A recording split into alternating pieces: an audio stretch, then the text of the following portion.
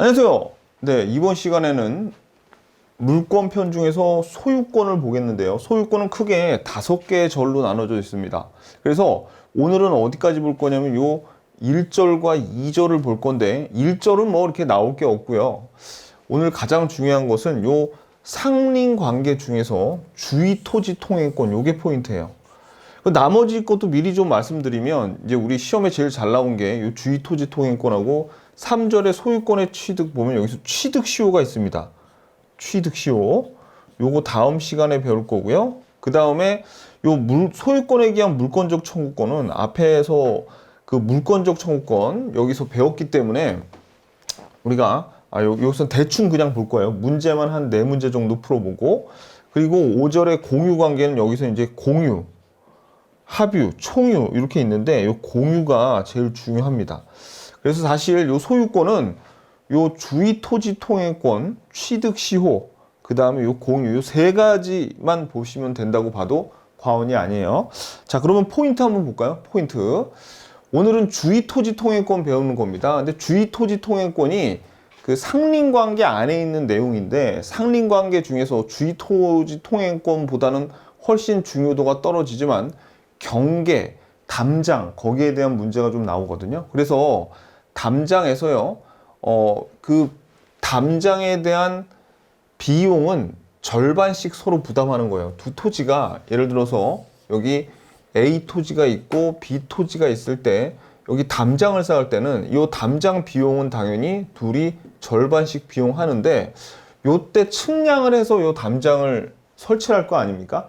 측량은 면적에 비례하는 거예요. 그러니까 요 A가 B보다 면적이 크니까 A가 더 많이 내겠네요. 그죠?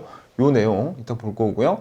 그 다음에 오늘의 포인트는 요 주의 토지 통행권인데 주의 토지 통행권은 통로를 개설하고 그 다음에 유지 비용을 내야 되는데 요 주의 토지 통행권은 그냥 공짜가 아니라 유상입니다. 유상. 돈 내고 하는 건데 요때 통로 개설 유지 비용은 통행자 부담 그리고 나중에 이제 철거에 관한 얘기가 나와요. 철거는 통행지 소유자 부담. 이따가 보면 압니다. 요거 아시고요. 그 다음에 편리하다는 이유만으로는 설치가 불가하더라. 그리고 기존 통로가 있어도 충분히 기능을 못하면 설치가 가능. 요 2개가 되게 상충되는 것 같은데 그렇지 않아요. 여기는 기존에 어떤 도로가 있을 때 편리하다는 이유만으로 하나 더 설치해서는 안 되고 여기는 기존 통로가 있긴 있는데 기능을 발휘하지 못하면 설치가 가능하다는 거. 이 2개 혼동스러우니까 꼭 비교해 보셔야 되고요. 그 다음에 장래 이용 상황까지를 미리 고려해서 주의 토지 통행권에 있는 그 길을 넓게 짓는다거나 그런 건 안 돼요. 현재의 상황만 고려해야 된다. 요거. 그 다음에 이제 요 주의 토지 통행권을 무상으로 인정해 주는 경우가 있는데 이때 분할하는 경우 좀 되게 예외적인 경우가 있어요. 요때 특별 승계인에게는 적용이 안 돼. 원래 무상인데 요 특별 승계인에게는 적용 안 된다는 거. 요거까지.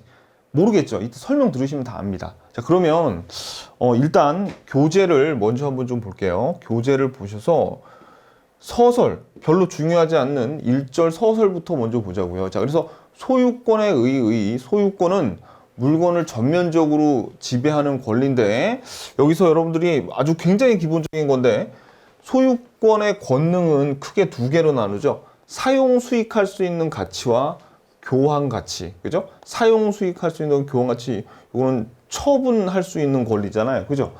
그래서 여기에서 뭐가 오는 거예요? 여기서 용익 물건이 나오는 거고 여기서는 어떻게 해요? 담보 물건 이렇게.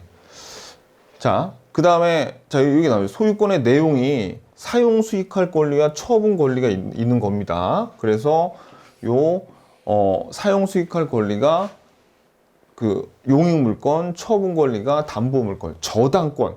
여기는 뭐 전세권, 뭐 임차권 뭐 그런 것들이죠. 자, 그래서 소유권에서 다. 자, 요거 우리가 앞에서 배웠던 내용 설정 승계 기억나요? 설정 승계. 설정 승계하고 이전 승계가 있는데 자, 소유권이 가지고 있는 권능이 사용 수익할 수 있는 권능과 처분할 수 있는 권능이 있잖아요. 자, 이 중에서 가령 저당권 같은 경우에는 처분할 수 있는 권능만 주는 거고 사용 수익할 수 있는 권능은 안 주죠. 자, 그러면 두 개의 권능이 있는데 뭐만 지금 줬어요? 다 준 게 아니라 일부만 줬죠. 그래서 이거는 이전 승계가 아니라 설정 승계예요. 그래서 여러분들 등기에서 어떤 말이 나오냐면 저당권 설정 등기라고 나옵니다. 처음에 나올 때는 이 설정 승계를 해준 게 누구야? 그렇죠. 소유권자가 두 개의 권능을 가지고 있는데 이 중에서 두 개를 다 이전해 준 게 아니라 하나만 설정 승계해 줬다. 그래서 저당권 설정 등기가 먼저 나오는 거예요. 그리고 가령 전세권 같은 경우에는 전세권도 마찬가지입니다. 전세권도 사용 수익할 수 있는 권능, 처분할 수 있는 권능이 있는데 요 두 개를 다 주는 게 아니라 사용 수익할 수 있는 거 하나만 주는 거죠. 그러니까 이전 승계가 아니라 설정 승계. 그래서 전세권 설정 등기다. 요거는 이제 등기법에 가시면 요 내용을 한번 더 보게 되실 겁니다. 아셨죠? 그래서 설정 등기가 요 설정 승계에서 온 거예요. 요 소유권은 두 개의 권능을 다 가지고 있다. 두 개의 권리를 가지고 있는데. 오케이, 그냥 참고로 알아두시고요. 자, 그 다음에 소유권의 범위. 요거는 부동산학 개론에서 요게 이제 나오는 내용인데 토지의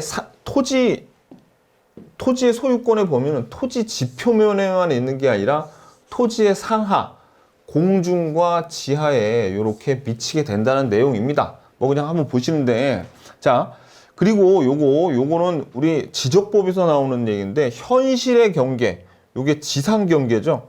지상 경계하고 지적 공부상의 경계, 요건 도상 경계인데 요 두 개가 일치하지 않을 때는 뭐를 기준으로 하냐면 도상 경계를 기준으로 한다. 요거예요. 자, 그래서 요거 미쳐보세요. 지적 공부상의 경계. 자, 이건 무슨 뜻이냐면 이겁니다. 원래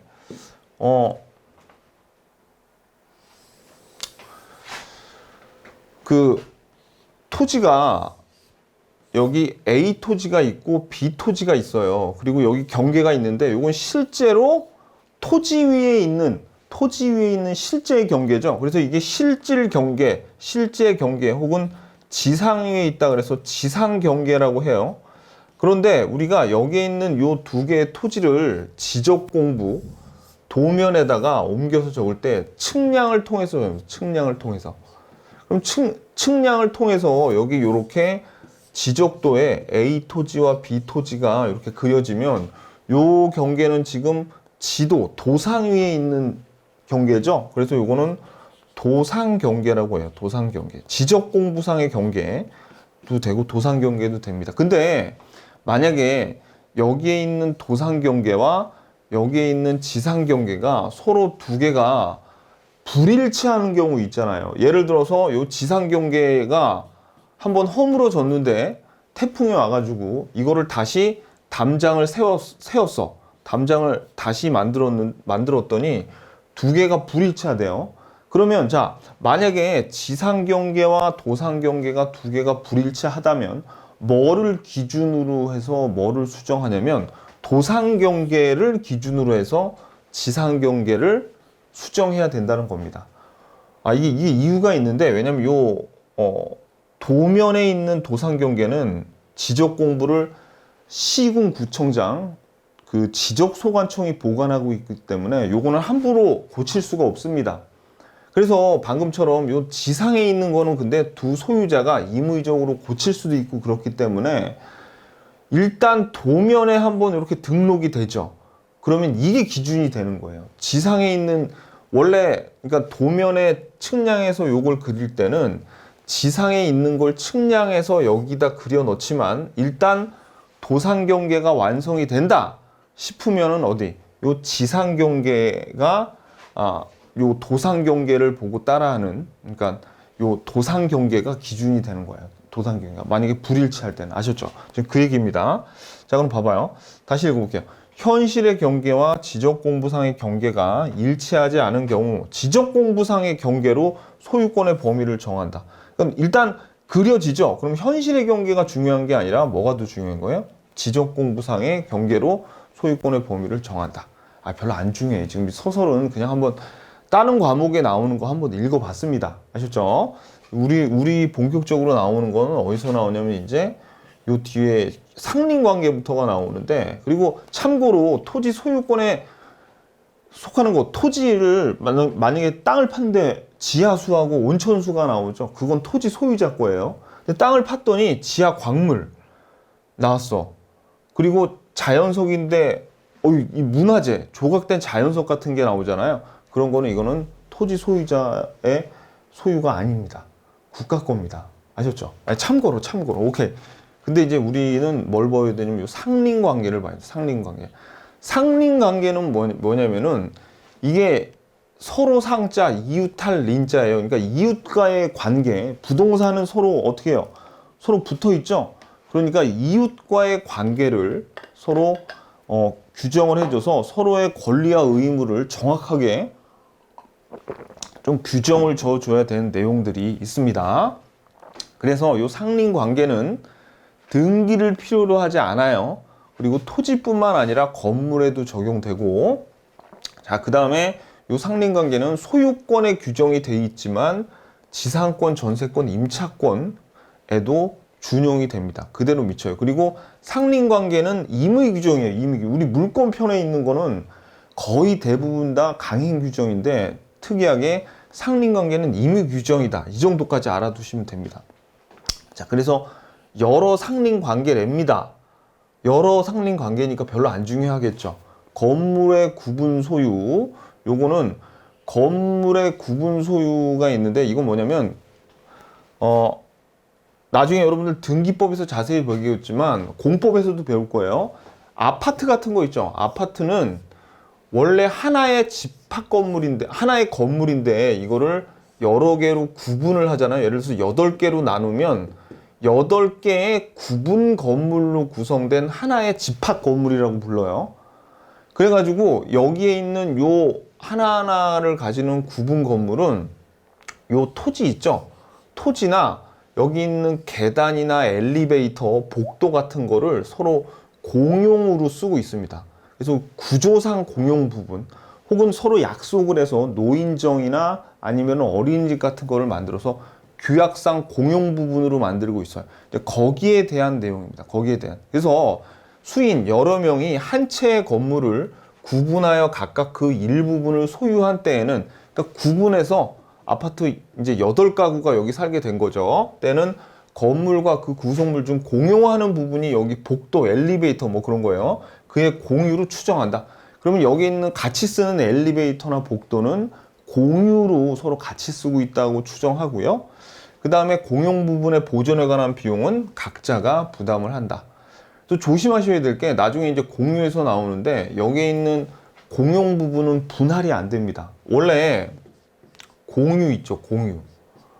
공유가 뭐냐면, 미리 이거 알아두세요. 여기 토지가 A와 B가 2대1로 이렇게 서로 공유 관계로 이 토지를 갖고 있다가, 요거를 서로 공유물을 분할을 하게 되면 물리적으로 이제 이것이 반씩 나누는 거거든요. 이렇게. 그런데 지금 이 구분 건물에 있는 구분 건물에 있는 공용 부분하고, 그 다음에 이따가 배운 그 경계에 있는 담 같은 거 있죠? 그런 거 2개는 안 돼요.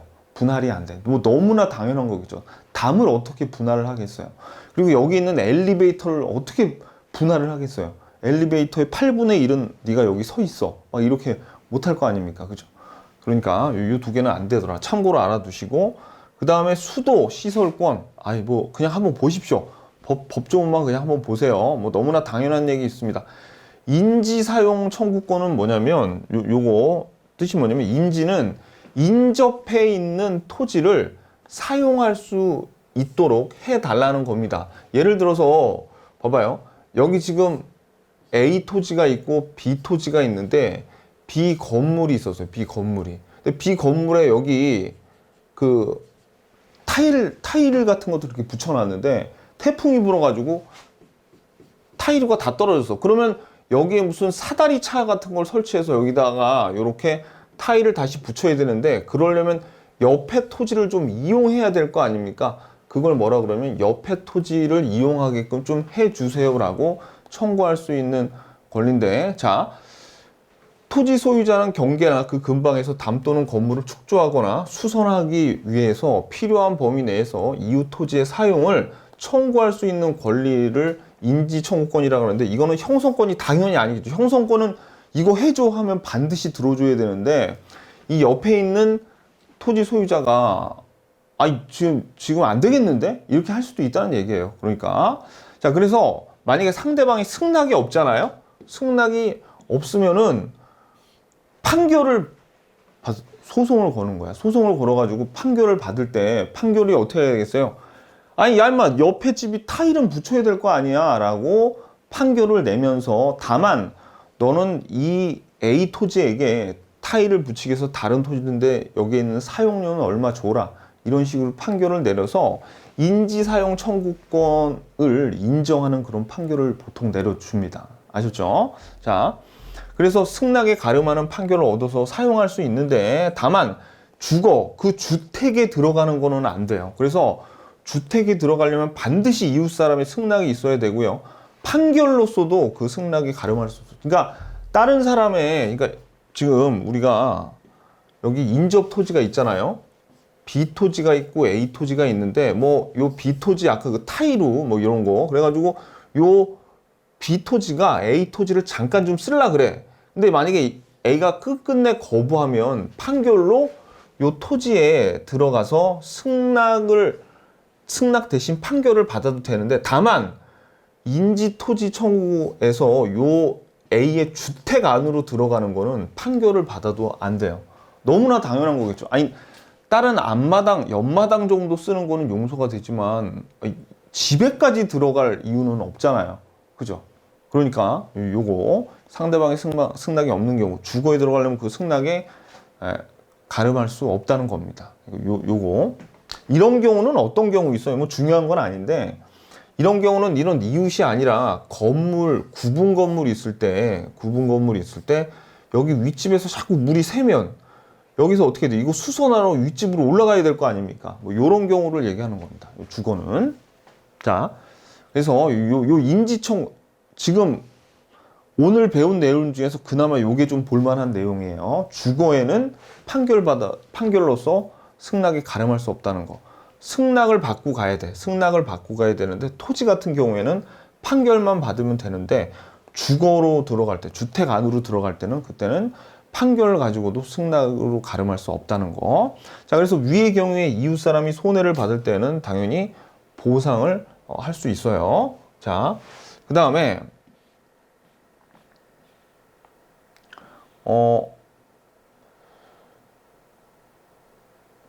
요 생활 방해 금지, 임미시온 금지인데, 자, 여기 보세요. 요거 생활 방해 금지는, 이거는 매연, 열기체, 액체, 음향, 진동 같이 눈에 안 보이고 만질 수 없는 거 있죠. 이런 것 때문에 옆에 그 주택이나 이웃한테 불편을 주는 거를 얘기하는 겁니다.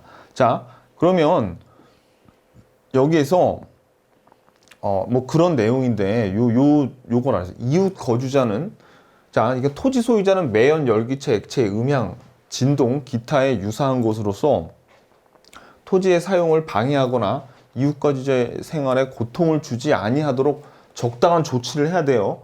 너무 크게 음악을 틀어놓거나 뭐 거기서 공사한다고 뭐 매연을 막 이렇게 뿜거나 뭐 그러면 안 되는데, 그런데 여기서 요 조항을 좀 보세요. 이웃 거주자는 전항의 사태가 이웃 토지의 통상의 용도에 적당한 것일 때에는 이거를 참아야 할 의무가 있더라. 요 정도 하나 받으시면 됩니다. 여기에 있는 이런 소음이나 이런 게 어느 정도까지는 자기가 참아야 된다. 그런 내용도 있구나. 요거 보시면 됩니다. 자, 그 다음에 토지 소유자가 이러한 조치를 취하지 않을 때에는 피해자는 물권적 청구권을 행사하여 적당한 조치나 방해, 중지 또는 금지를 청구할 수 있어요. 그냥 한번 보세요, 요거. 자, 여기까지는 그다지 그렇게 중요한 거 안 나왔어요. 별로 중요하지 않았는데, 여기서부터는 시험에 나와. 요게 뭐냐면 경계에 관한 상린 관계. 여기서부터 이제 오늘 진짜 본격적으로 수업이 시작된다고 보시면 됩니다. 자, 교재 198페이지. 여기서부터 진짜입니다. 이제 아셨죠? 여기서부터 이제 좀 긴장하셔야 돼요.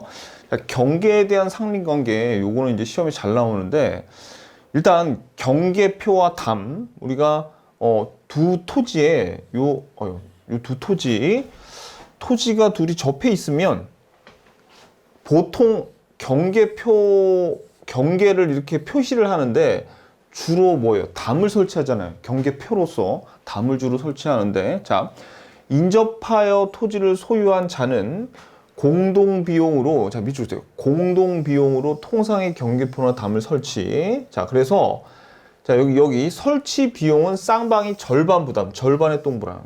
그러니까 담은 절반씩 내요. 요 A 토지하고 B 토지하고. 자, 그런데 밑줄, 측량 비용은 토지의 면적에 비례, 면적의 동그라미, 비례의 동그라미, 면적에 비례한다. 아셨죠? 그래서 담 설치 비용은 둘이 공동으로 내는데 요 담 설치할 때 들어가는 측량 비용은 면적이 큰 쪽이 많이 내고 면적 작은 쪽은 적게 내고 면적에 비례해서 낸다는 거. 오케이, 시험에 잘 나옵니다. 자, 그 다음에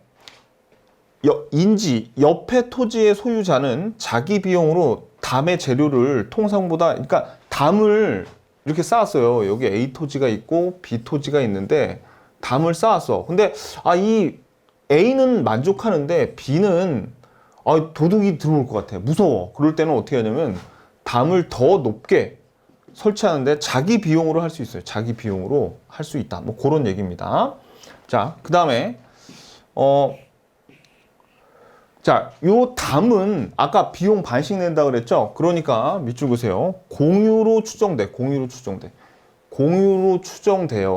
그런데 이런 경계포 그곳 담과 같이 상린자 일방의 단독 비용으로 설치되었거나 담이 건물의 일부인 경우에는 그러하지 아니하다. 그렇죠. 담을 절반 안 내고 한 사람이 내면 그 담은 비용을 제공한 사람일 거고, 그 다음에 건물 외벽 자체를 담으로 쓰는 경우도 있어요. 그런 경우에는 어떻게? 그렇죠. 그럴 때는 안 그러겠죠. 자, 그 얘기입니다. 근데 공유로 추정된다는 거예요. 공유로. 자, 그 다음에 두 번째, 이웃집으로부터의 수목 가지하고 수목의 뿌리를 제거한다. 자, 이거는 무슨 얘기냐면 여기 지금 A 토지가 있고 B 토지가 있는데, 자, 그래서 여기 담이 있어요. 근데 여기 B가 나무를 심었어. 근데 나무를 심었는데 나무가 이렇게 자라다 보니까 가지가 이렇게 요 담장 넘어서 가는 경우도 있겠죠. 또 하나는 요 나무의 뿌리가 A 토지를 이렇게 침범할 수 있어요. 자, 그러면 일단 가지의 밑줄, 가지의 제거를 요게 1번이야. 청구를 했는데 청구에 응하지 아니할 때는 청구자가 그 가지를 제거할 수 있다. 두 번째, 청구 먼저 하고 얘가 응하지 않으면 A 열받아 하고 그냥 잘라버리면 돼요.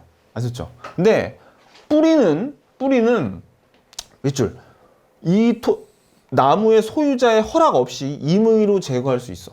임의로. 왜냐면 가지보다 뿌리는 요 가령 A의 건물에 파고 들어가지고 건물을 어떻게 해요? 요거를 붕괴시킬 위험이 있죠. 그렇기 때문에 뿌리는 위험하기 때문에 더 위험하기 때문에 뿌리는 그냥 자르면 됩니다. 가지는 어떻게? 한번 물어봐.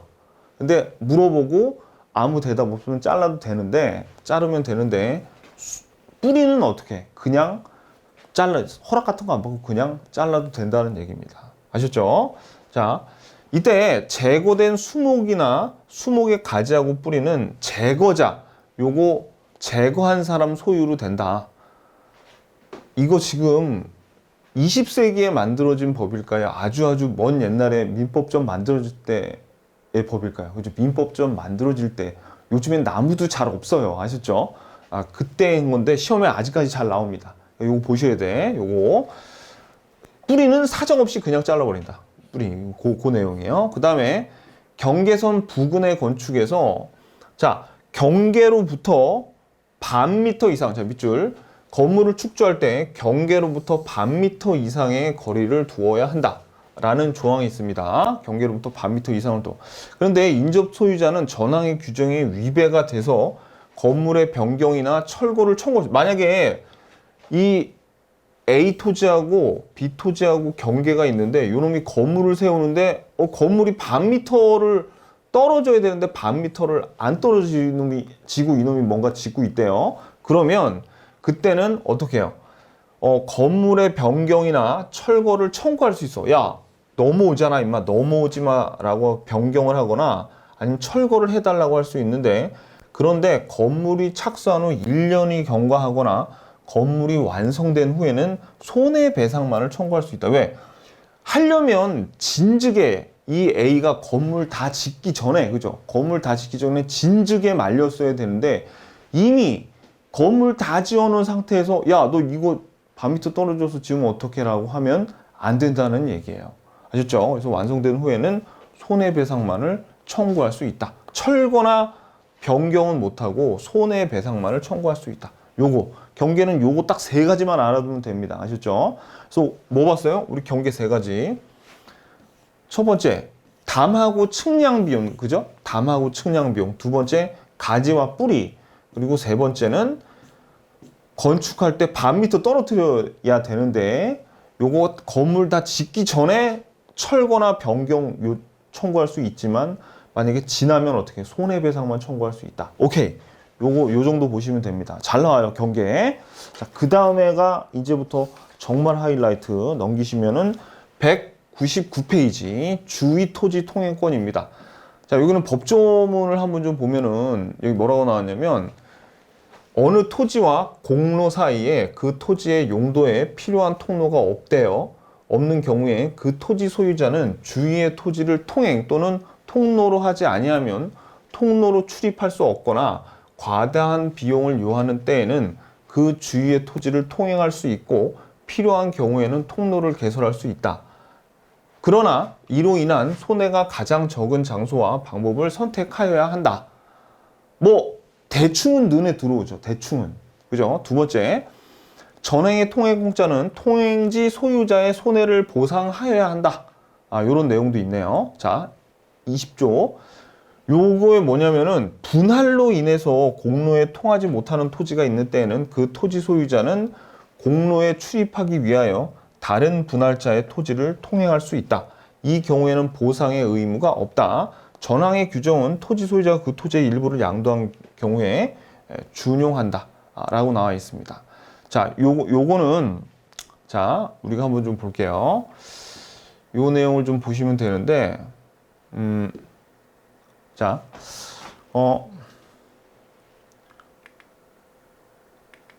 자, 요 주의 토지 통행권이란 뭐냐면 여기 공로 큰 길이 있어요. 근데 지금 이 X 토지는 양쪽 옆에 다 막혀 있고 그리고 요 Y 토지에도 막혀 있어요. 그럼 거의 맹지죠. 그죠? 그러면 요 공로로 나가려고 하는데 어떻게 나갈 길이 없으니까 옆에 인접해 있는 Y 토지한테 야, 나 요 정도를 어떻게 해요? 나가게끔 길을 얘한테 좀 내줘야 된다는 얘기예요. 그러면 이때 이름을 여러분들이 좀 아셔야 돼요. 여기에 있는 토지 있죠. 길을 내주는 토지를 뭐라 그러냐면 통행지라 그래. 통행지. 여기 통행지. 요거는 이 토지는 그럼 피통행지라고도 하는데 그렇게는 잘 안 불러요. 자, 그래서 여기는 일단 요게 이름, 요거 통행지. 그죠?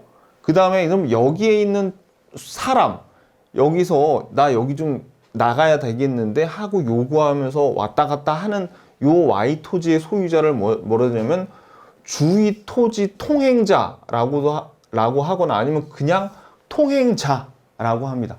여러분들이 지금부터 법조문을 읽을 텐데 이게 지금 통행지를 얘기하는 건지 여기에 있는 요 피통행지를 얘기하는 건지 사람이 통행자를 얘기하는 건지 아니면은 통행지 소유자를 의미하는 건지를 헷갈리면은 법조문을 읽을 수가 없어요. 아셨죠? 누가 누군지를 알아야 돼. 일단 처음에. 자, 그래서 뭐라 그런다고요? 여기서 다른 사람 길을 통해서 왔다 갔다 하는 이 사람을 주의 토지 통행자 또는 그냥 통행자 이렇게 부르고 여기에 있는 토지는 통행지라고 부르고 통행지 소유자라고 부르더라. 이 기본이에요, 기본. 이거부터 알아야 돼. 자, 그러면 우리 상식적으로 한번 좀 생각을 해보자고요. 이 남의 토지의 요놈이 얘 토지를 이렇게 다니려고 할 때 이거 얘한테 보상을 해주겠어요, 안 해주겠어요? 당연히 남의 토지를 다니려면 보상해 주겠죠, 그죠? 첫 번째, 보상해 줘야 된다. 두 번째는 요 토지를 자기가 다닐라 그러니까 여기에 있는 길에 대한 설치 있죠? 설치하고 유지 비용은 누가 돼야 될까? 당연히 얘가 내야 되겠죠. 그죠? 이것도 뭐 당연하죠. 이따가 나옵니다.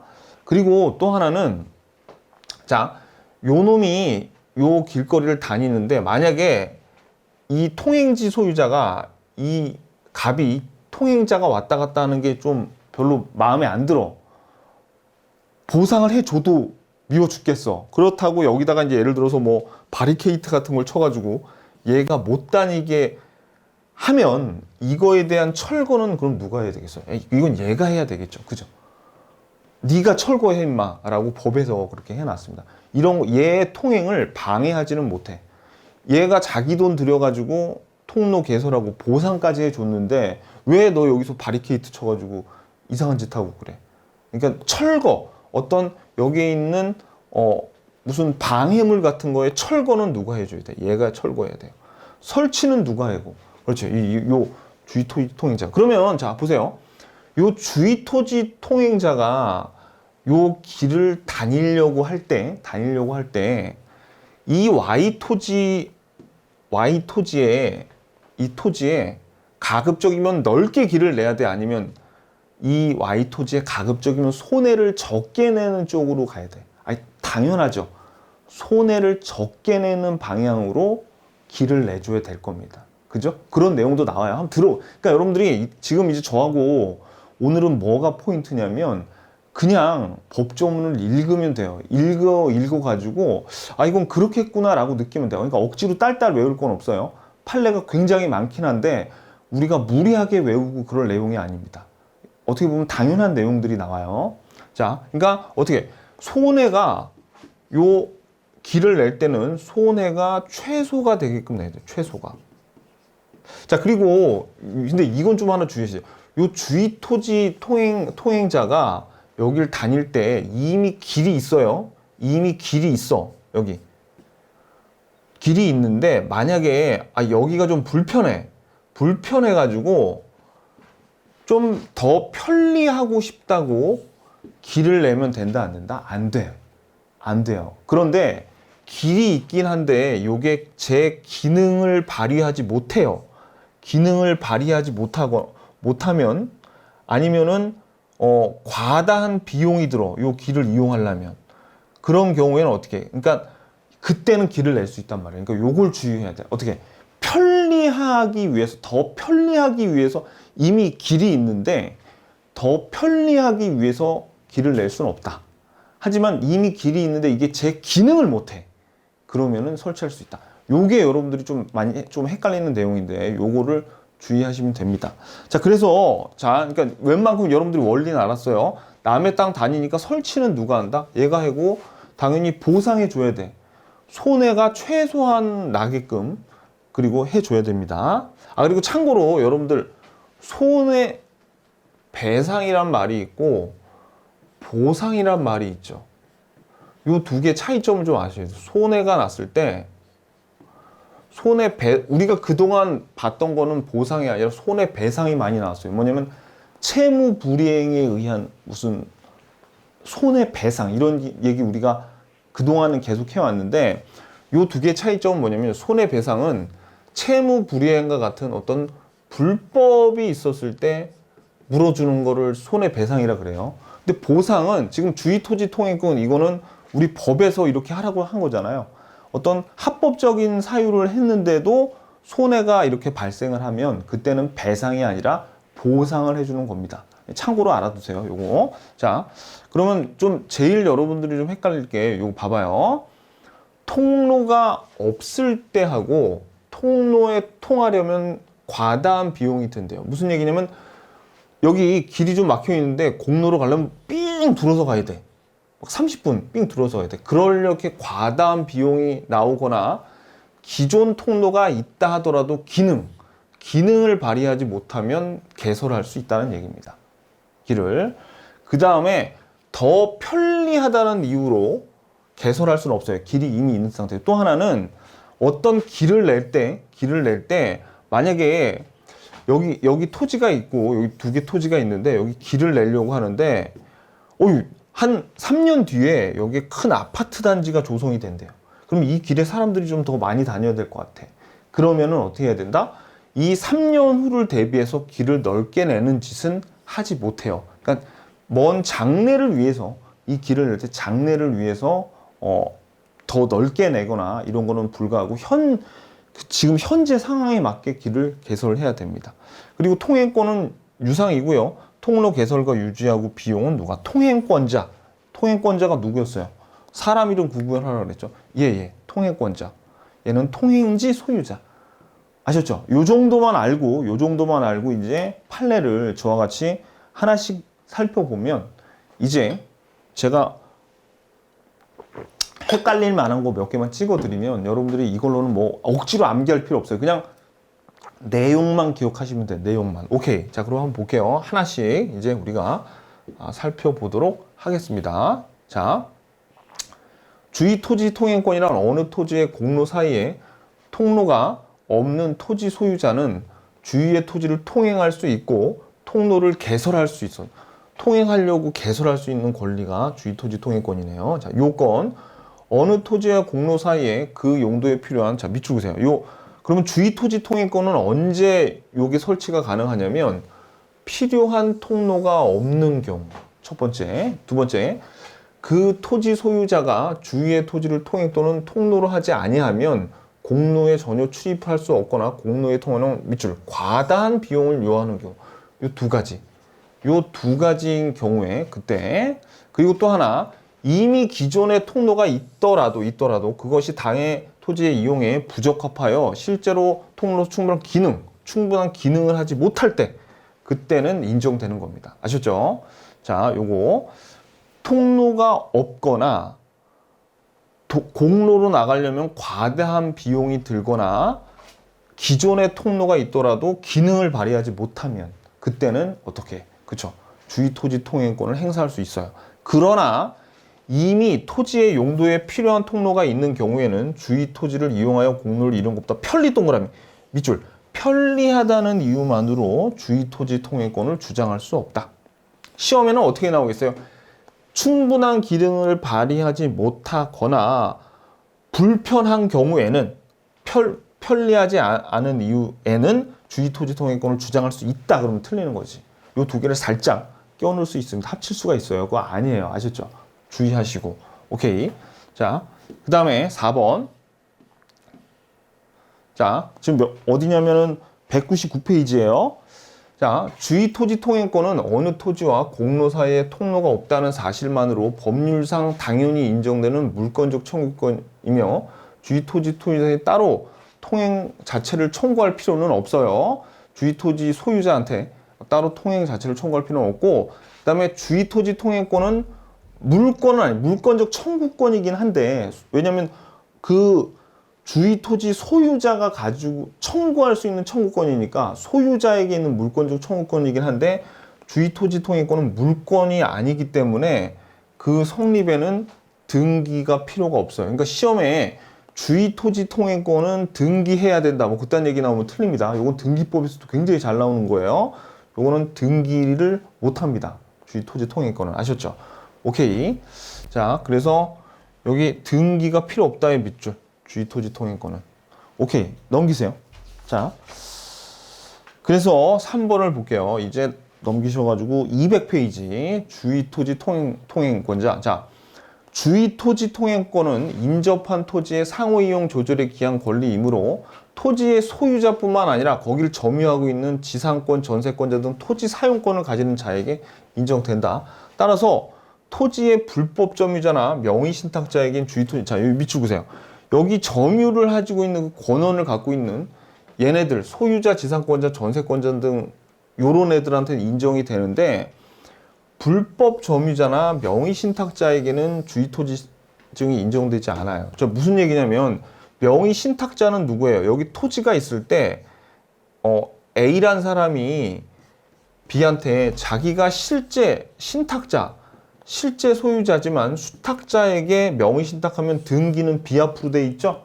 그러니까 요 A 명의로 등기가 안 돼 있기 때문에 명의신탁자에게는 주의토지통행권이 인정되지 않습니다. 거기에 실질 소유자라 하더라도 등기가 안 돼 있으니까. 요거. 자, 그 다음에 4번. 주의토지통행권자와 통행지 소유자의 권리와 의무. 누가 누군지 잘 봐요. 지금 사람 이름들. 주의토지통행권자, 통행지 소유자죠. 자, 이제 통로 개설은 누가 해야 된다 그랬어요? 통행권자가 해야 된다 그랬죠. 자, 주의토지통행권자는 주의토지통행권이 인정되는 때에도 그 통로 개설이나, 자, 밑줄. 통로 개설이나 유지 비용을 부담해야 된다. 통행지 소유자의 이익을 해하지 않는 한 통로를 포장하거나 담장을 철거하는 것도 허용되는 거죠. 자, 그러니까 통행지 소유자의 이익을 크게 해하지 않는 한 통로 포장하고 담장을 철거하는 것도 허용된대요. 자, 그 다음에 주의토지통행권자는 통행지 소유자가 통로 개설로 인한 손해가 손해가 가장 적은 장소와 방법을 선택해야 되며 통행지 소유자의 손해를 보상해야 되겠죠. 남의 길을 다니는데, 그죠? 남의 땅에 길을 내서 다니는데 당연히 손해를 보상을 해야 돼요. 그리고 손해가 가장 적은 장소와 방법을 택해야 되겠죠. 요거. 자, 이번에는 통행지 소유자의, 지금 얘는 누구예요? 주의토지 통행권자가 누구였어요? 지금, 요거였죠. 이 점을, 얘를 얘기한 거예요. 이번에는 누구의 의무를 얘기하는 거냐면, 통행지 소유자의 의무를 얘기하는 겁니다. 누가 누군지를 알아야 돼요, 여러분들. 그게 더 중요해. 자, 그러면, 자, 통행지 소유자의 철거 의무. 보시면, 통행지 소유자가 주의토지 통행권에 기한 통행에 방해가 되는 담장에는 축조물뿐만 아니라 적법하게 설치된 담장도 통행에 방해가 되는 경우 철거를 청구할 수 있고, 통행지 소유자는 그 철거 의무 밑줄 누가 부담하는 거예요? 통행지 소유자는 철거 의무를 부담하는 거예요. 철거를 해줘야 돼요. 만약에 방해가 되면. 자, 그래서 통행지 소유자가 주의토지통행권에 대하여 주의토지통행권이 미치는 범위 내에 통로 부분에 인도를 구하거나 그 통로에 설치된 시설물 철거. 자, 이건 무슨 얘기냐면, 지금 우리 방금 전에 봤듯이 여기 주의토지 통행자 갑이 있고 통행지 소유자 을이 있죠. 그래가지고 여기를 통행할 수 있는 권리를 얻었어요. 그런데 요 통로 부분을 너 여기 다니지 마 하면서 너 여기 다니지 마 하면서 못 다니게 하거나 아니면 밑줄 인도를 구하거나 통로에 설치된 시설물의 철거를 구할 수 있다. 아까 요 갑이 여기에다가 담장을 철거할 수도 있고 도로를 포장할 수도 있다 그랬죠. 그런 것들을 함부로 철거하면 안 된다는 얘기예요. 뭐 너무나 당연한 거죠. 그죠? 길을 내놨는데 통로 부분에 어떤 설치한 거에 있는 그 도로 포장이나 이런 거를 다 철거하면서 야 임마 너 이제 여기 다시는 발 디디지 마 라고 쫓아낼 수도 없고 그 다음에 그걸 철거할 수도 없다는 얘기예요. 너무나 당연하죠. 그러니까 여기까지는 그냥 읽어보면은 그렇겠구나 하는 겁니다. 조금 특이한 내용은 뭐예요? 특이한 내용은 철거 의무는 통행지 소유자가 지는구나. 어떤 방해가 있을 때 그거 설치 의무는 누가? 그렇죠. 요거는 그 통행자가 갖고 있는 거죠. 요거 오케이. 자, 201페이지 보겠습니다. 자, 쌍괄호 1번. 주의토지 통행권은 주의토지에 대한 통행의 수인을 청구. 자, 이 수인을 청구한다는 게 무슨 의미냐면 수인이 받을 숫자에 인내할 인자예요. 그러니까 내가 이 길을 다닐 테니까 네가 좀 참아줘라고 참아달라고 하는 것을 청구하는데 불과한 소극적인 권리다. 따라서 밑줄 그세요. 통행권자, 통행권자가 누구예요? 주의토지 통행권자 갑이었죠, 아까. 통행권자가 이를 배타적으로 점유하고 있다는 얘기는 남들 못 들어오게 하고, 그러니까 이런 얘기죠. 여기 아까 여기 이 길을 지나다니게 해줬어요. 요 통행지 소유자가 요 갑한테 너 여기 지나다녀 했더니 그냥 여기 왔다 갔다 하는 건 괜찮은데 배타적으로 점유하고 있다는 건 여기다 건물 지었어. 그럼 안 돼. 안 된다는 얘기예요. 배타적으로 점유하면 안 되니까 통행한다면 통행지 소유권자는 그 인도를 청구할 수 있어요.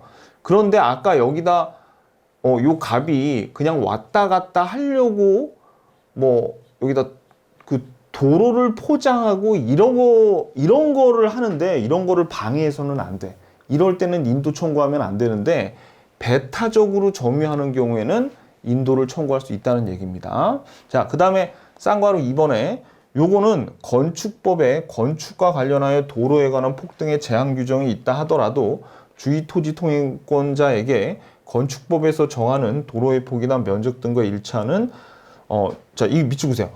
건축법에서 정하는 폭이나 면적 등과 일치하는 주의토지 통행권이 생기는 것은 아니다. 무슨 얘기냐면 여기에 요 길을 낼 거 아닙니까? 근데 건축법에서 예를 들어서 건축법상 요 통로는 폭이 3m가 돼야 된다라고 규정에 나와 있어요.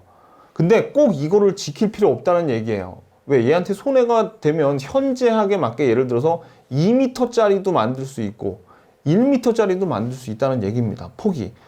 왜? 건축법에는 이런 제한이 있지만 이 제한을 여기다가 적용해서는 안 된다는 얘기예요. 누구를 보호하기 위해서? 그렇죠. 여기 통행지 소유자를 보호하기 위해서겠죠. 자, 그 다음에 3번. 그럼 시험에는 어떻게 나오겠어요? 주의토지 통행권의 통로를 개설할 때는 건축법의 규정을 준수해야 된다. 그럼 틀리는 거예요. 주의토지 통행권이 건축법하고 일치하지 않는 경우도 있습니다. 자, 3번. 주의토지 통행권은 통행을 위한 지역권과는 달리 통행로가 항상 밑줄. 항상 특정한 장소로 고정되어 있는 게 아니에요. 지역권, 나중에 이제 우리가 용익물권에서 배우겠지만 지역권도 어딜 다닐 때는 지역권은 딱 정해져 있어요. 어디에서 서쪽 몇 미터부터 딱 이렇게 고정이 되어 있는데 요거는 그 주변에 따라서 옮길 수도 있다는 겁니다. 자, 계속 읽어볼게요. 주의토지의 현황이나 사용 방법이 달라졌을 때에는 주의토지 통행권자는 주의토지 소유자를 위하여 통행지 소유자죠. 그죠? 보다 손해가 적은 다른 장소로 옮겨 통행할 수밖에 없는 경우도 있으므로 통로는 이에 따라 이동될 수 있다. 밑줄. 통로는 이동될 수 있다. 통행지 소유자라고도 하고 주의토지 소유자라고도 해요. 주의토지 통행권자는 갑이고 주의토지 소유자가 통행지 소유자. 누가 누군지 잘 살펴봐야 돼. 쌍괄호 4번. 주의토지 통행권은 현재 토지의 용법에 따른 이용에 한정되는 것으로, 자, 밑줄. 장래 이용 상황까지 미리 인정되는 것은 아니다. 자, 여기서 밑줄 보세요. 현재 토지의 용법에 따른 이용의 한정. 요거. 자, 요 시험이 잘 나옵니다. 자, 그 다음에 쌍괄호 5번. 근데 여러분 봐봐요. 지금 저하고 같이 줄 긋고 보고 있지만 억지로 외우는 거 아니죠. 억지로 외우는 게 아니에요. 다 이해만 가면 눈으로 볼 수 있고 시험 지문에 나왔을 때 틀린다 맞는다만 구별할 줄 아시면 돼요. 자, 5번.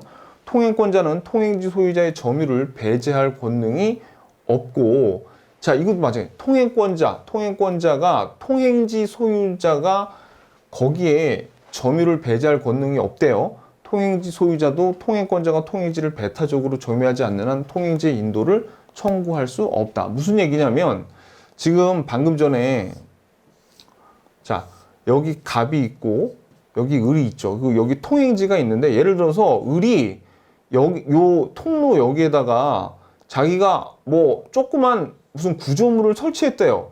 근데도 예를 들어서 갑이 여기 지나다니는데 아무 문제가 없잖아요. 그러면은 점유를 배제할 권능이 당연히 얘는 왔다 갔다만 하면 되는 거예요. 왔다 갔다만. 그러니까 저 밑줄 통행권자는 통행지 소유자의 점유를 배제할 권능이 없어. 왜? 얘는 그냥 소극적인 권리, 왔다 갔다 하기만 하면 되니까. 그리고 또 통행지 소유자도 마찬가지로 이 갑이 여기를 배타적으로 점유하지 않는 이상 통행지의 인도를 청구할 수는 없어요. 여기 다니지 마 임마. 네가 여기 그 도로 포장하고 다시 다 철거시켜. 이럴 수 없다는 얘기입니다. 오케이. 뭐 너무나 당연한 얘기죠. 이것도. 자, 쌍가루 6번. 주위 토지 통행권이 인정된다고 하여도 통로를 상시적으로 개방 없이 이용할 수 있도록 하거나 피통행자 소유자의 피통행자 소유자가 누구예요? 요게 갑이죠. 주위 토지 통행권자. 피통행자 소유자의 관리권이 배제되어야만 하는 것은 아니므로 토지의 용도에 적합한 범위에서 통행 시기나 횟수, 통행 방법 등을 자, 밑줄 통행 시기나 횟수, 통행 방법 등을 제한하여 인정할 수도 있다. 무슨 얘기냐면 요 통로를 다닐 때 야, 너 여기 내 토지니까 밤에는 다니지 마. 그러니까 밤 12시부터 6시까지는 너 못 다닌다. 라고 할 수 있다는 얘기예요.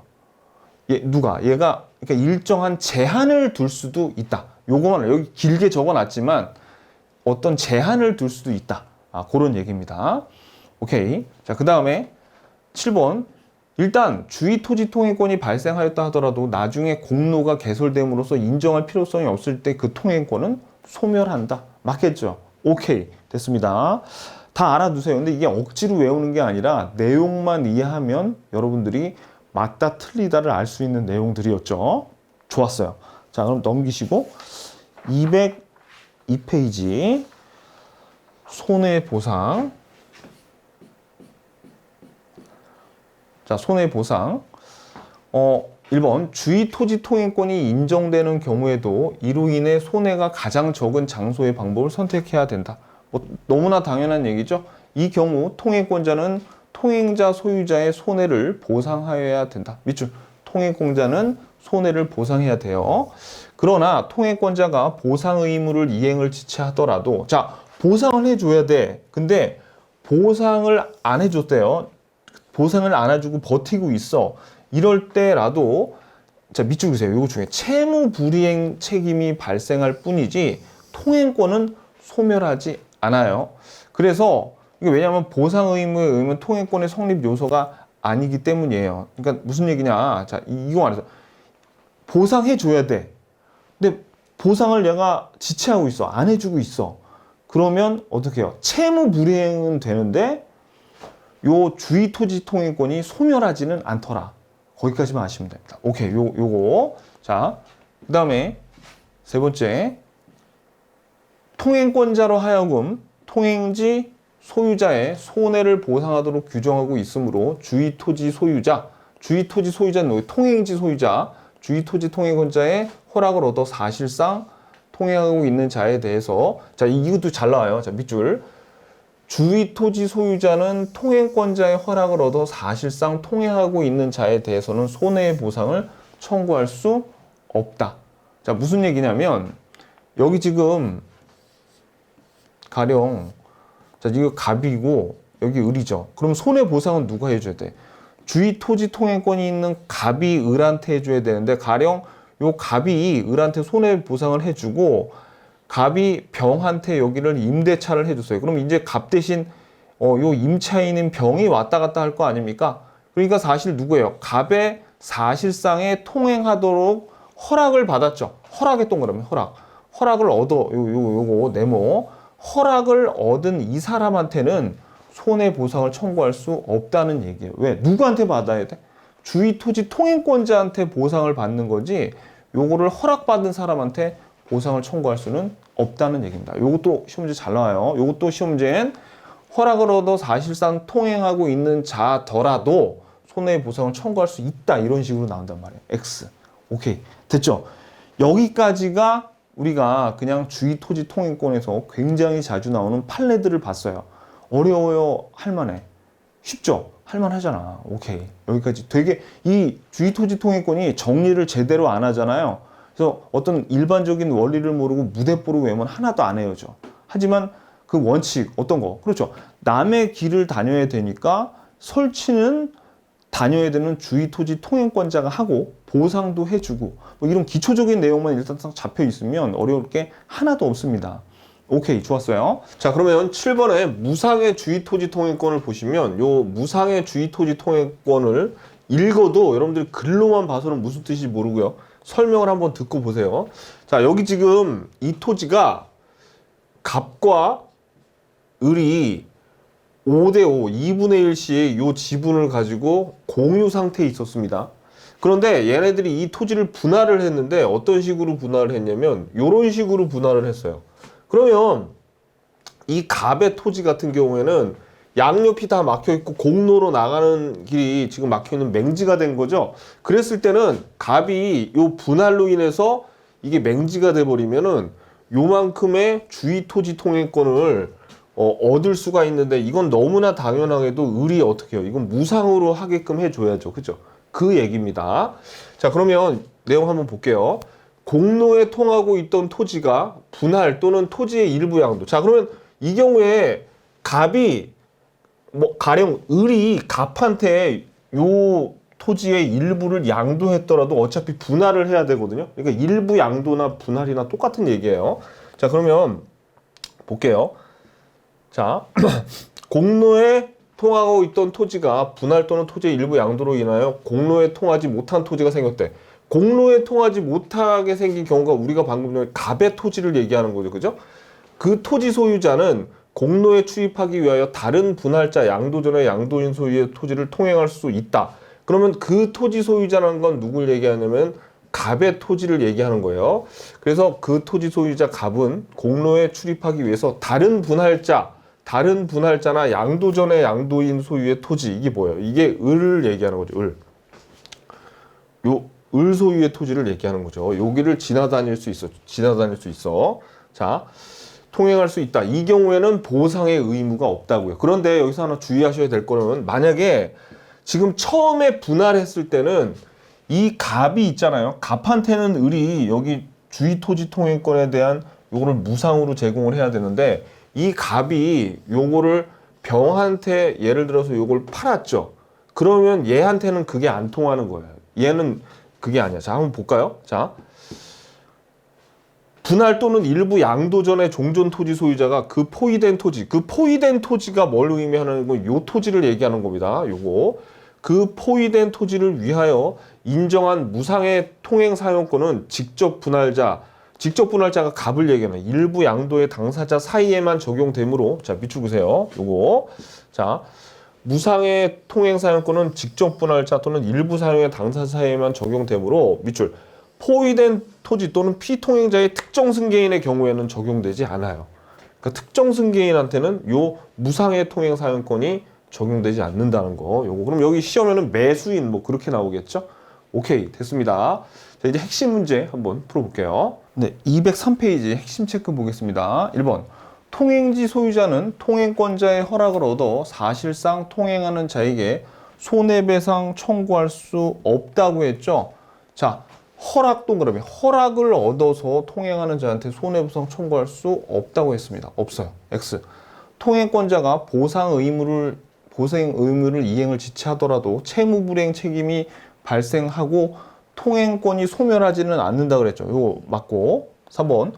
주위 토지 통행권에 기해서 통로를 개설하는 경우 그 개설이나 유지 비용은 인지 소유자가 절반 부담이 아니라 그랬어요. 이거 통행권자가 다 부담해야죠. 요거 설치하고 유지 비용. 자, 그 다음에 4번. 공로에 통하고 있던 토지가 분할 또는 토지의 일부 양도로 인하여 공로에 통하지 못하는 토지가 생긴 경우 그 특정 승계인에게 무상 통행권 인정 안 된다 그랬죠. 틀렸네요. 5번. 경계포나 담의 설치 비용이나 측량 비용은 인접하여 토지를 소유한 자 쌍방이 절반 부담한다. 아니죠. 요 설치 비용은 절반 부담하는데 측량 비용은 면적에 따라서 부담하더라. 그래서 요것도 틀렸습니다. 오케이. 자, 오늘 우리가 주위 토지 통행권 봤는데, 요거 봐야죠. 오늘 포인트. 자, 이제 다 끝나고 봐야지 제맛을 느끼고 있는 포인트 한번 볼게요. 담장은 절반, 측량은 면적 비례 부담한다. 요거 경계에서. 주위 토지 통행권에서는 기존 통로 있어도 충분한 기능을 못하면 설치가 가능하다 그랬어요. 편리하다는 이유만으로는 설치가 불가하다. 통로 개설 유지 비용은 통행자가 부담, 장내 이용 상황까지 미리 인정하는 건 아니에요. 그리고 분할이나 일부 양도로 인한 무상은 특별 승계인에게는 적용이 안 된다는 거. 오케이. 자, 그래서 여기서 끝내면 안 됩니다, 여러분. 뭐 하셔야 돼요? 그렇죠. 우리 기출문제를 꼭 풀어 보셔야 됩니다. 기출문제 풀러 저하고 같이 가보시죠.